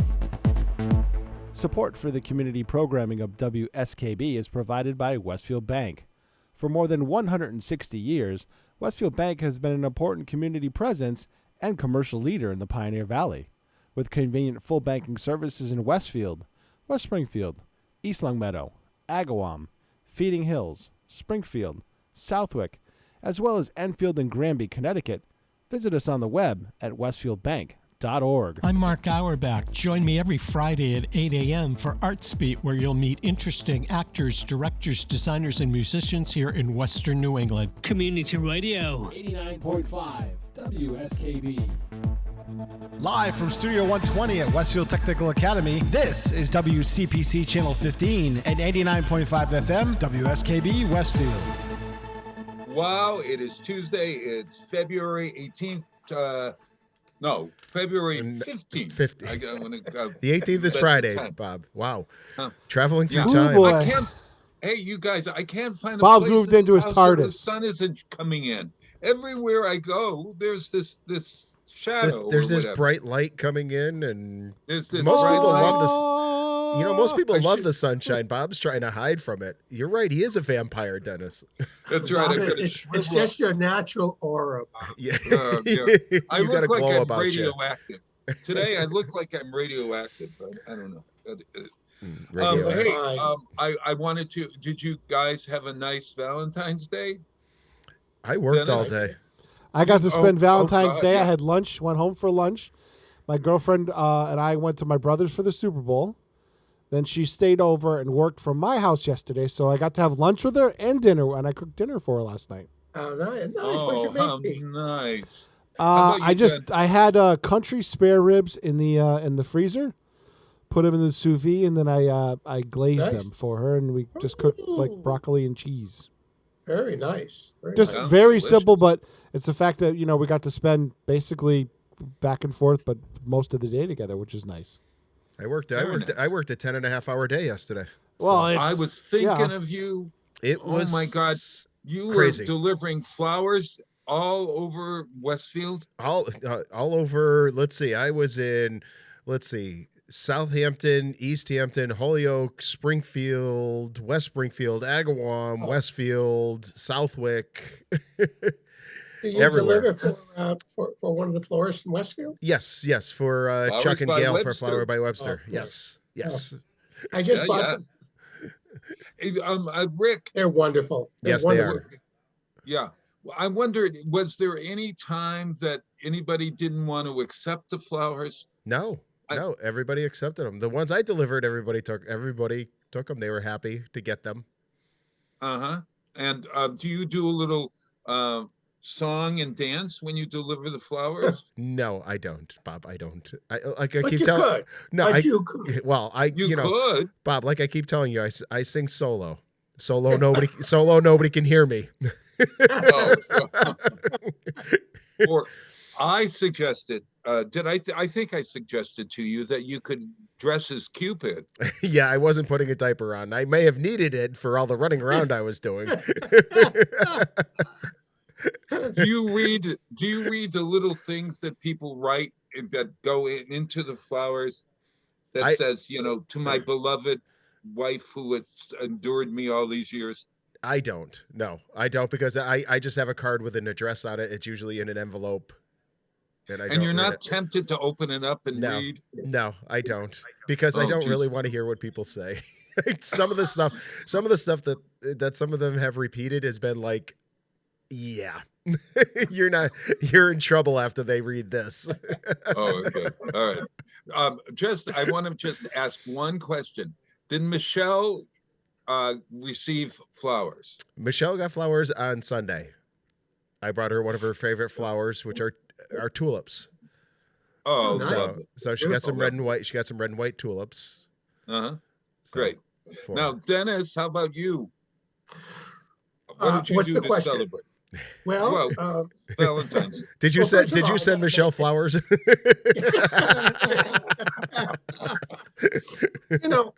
This could be controversial, but I don't think. I mean, we did do something, but Valentine's Day is not as big a holiday in the gay community as it is in the straight community. Is my proposition. I think I think that women, females, are the main impetus for Valentine's Day. Mike and I do exchange cards, and I bought him. He likes white chocolate, so I got a big bag of white chocolate. But it's not. Halloween is more of a gay holiday than Valentine's Day, in my opinion. It's interesting you say that, because I was in the flower department at the Big Y, and there were all these men there, and the man says to me, you don't see any of our wives here buying flowers for us. And I was going to say something, and then I said, yeah, I'm not going to, Did you buy flowers for James? No. I bought Belgian waffles for my girlfriend. What were you doing in the flower department? I was trying to decide whether I buy flowers or not, because I bought him a round jigsaw puzzle that he loves. That's a heart. Yeah. Okay. So it's a round heart 1,000-piece jigsaw puzzle, and then I bought him a I saw a thing on LL Bean on sale, something that I wanted, which is terrible. Well, wait a minute. That's normally why people buy something anyways, because they want it. No, I know it. It And really I is. confess It is, yes. I got it was it's a sweater. It's like a sweater, but it's actually a shirt. It's a shirt sweater kind of thing. And I said to him, look, I once had a friend of mine who would give me birthday gifts that were always like, I'm going to take you out to dinner. So that she always got what she wanted by giving me this. I'm gonna let you take me out for a date. I'm gonna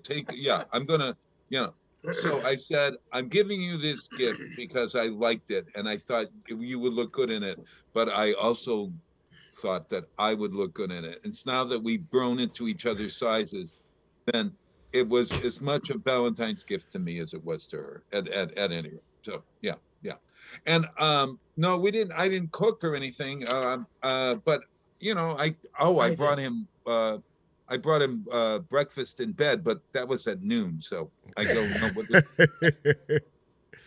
Would you agree, Bob, there's elements of this? Would you agree there's elements of what I'm saying is true, is that in the gay community, it's not as big a holiday as the straight community? Yeah. And I'm not sure why. I mean, maybe because Valentine's Day is like every day in our lives. There you go. Well, you know what? It's me and Michelle really don't. Michelle doesn't like Valentine's Day, and to me, it's like I was going to cook her dinner last night, but by the time I got home at after 7, it was like, it's like now.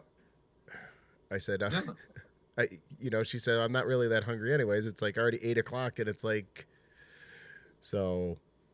Yeah, my straight female friends, it was more important for us to notify them. Yes. Oh God! Holy mother! I don't think I did that. Oh, Bobby!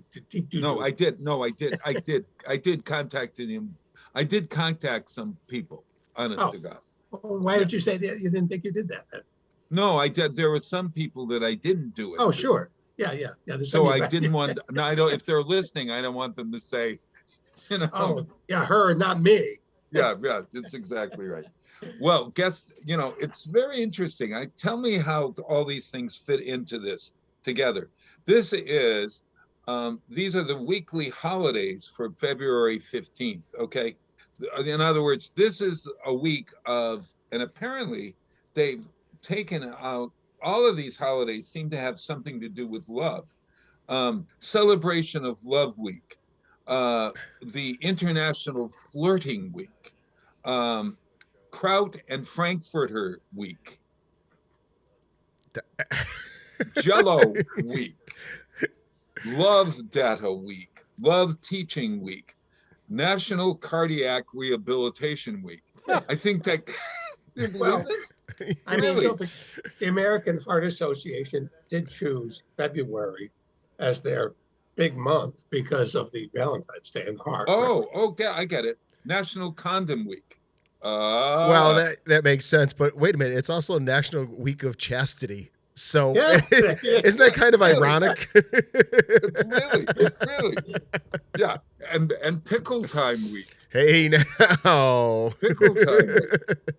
Really? Get a little personal there, Bob. Random Acts of Kindness Week. Now that's nice. That should be every week. That should be every week. Yeah. And today is Love Reset Day. Love. Yeah, that's because the people who didn't have Valentine yesterday. Yeah, you screwed up, and now you're. Yep. Yeah. Time to reset. Isn't that a riot? Yeah. It's also Great American Pizza Bake Day. You gonna make us nothing like a good pizza. You gonna make us pizza tonight, Bob? No. I have trouble with my dough. If you want to know the truth, you've got to knead it very softly. We're getting back into this double. We started the day with this. You take the dough and you put it there, and my dough then comes back, and But it keeps going. Do you make your dough from scratch, or do you buy it at the big Y? No, I make it from scratch. Believe it or not. Usually, when you I'm not doing something good. Dough, it's because you have to let it re-rise. Yes. You got to let the yeast come more than once. You got to let it rise, and then you got to bring it down, and then you got to let it rise again. Yeah, you got to punch it down. Yeah, punch it down after it rises. Yep, get that air out of it. Oh, this is too much work. That's why people buy pizza dough. I'm going to buy pizza dough. So do I have to? Do I have to let it rise or anything? Yes, Dennis? yes, you do. You have to put it in a ceramic bowl with a couple sprinkles of water, just a couple, and then cover it with plastic and let it sit in the sun or in a warm place for 8 hours, and then it'll roll right out. Yep. Oh man, it's like elastic. It's like an elastic band. I know most people do. Judy, our friend Judy, who's such a great cook, she gave up on it. I said, Judy, you can't, because I finally figured out, but they should put instructions in there. They don't. Oh man. Yes. Man. Well, okay. So look, we're gonna go out. Dennis, it's great to see you. Thank you for being on the what show. What an honor. I mean, to be with all you gentlemen. Thank you so much. It was nice seeing you again, Dennis. Yeah. You guys, Peter Coles, have the best time. Send off a rocket or two while you're down there with Kenny. That's the plan. All righty. And I will see you in 2 weeks. We'll see you in 2 weeks. Two long weeks. Long weeks. So, Bob, you could sleep in next week, but the week after, I really want you here. I'm going to be there. I'll do everything, even if you have to call me beforehand, just to make sure. Are you going away, Bob, next week? What's that? No, I'm here. We are. We're not going to be back. That's right. We plan a couple days in just in case there's a scrub. So good. The week after that's going to be March 1st. Yeah. Unbelievable. Wow. Unbelievable. All right. Well, listen, this is Emmylou Harris and Rodney Crowell singing Bluebird Wine. It's the 7:45 song. Peter, gotcha. Everybody get out there and volunteer. Happy Valentine's Day. Happy Pickle Day, everyone. Pickle Day. It's pickle time. Good to see you all. Bye. Baby brought me in out off the highway, poured my rock good liquor down a sink, straightened out my crooked ways of thinking, made it purely pleasure when I drink, and it's all right now. I just hit my stride right off the bat. I am drunk on blueberry.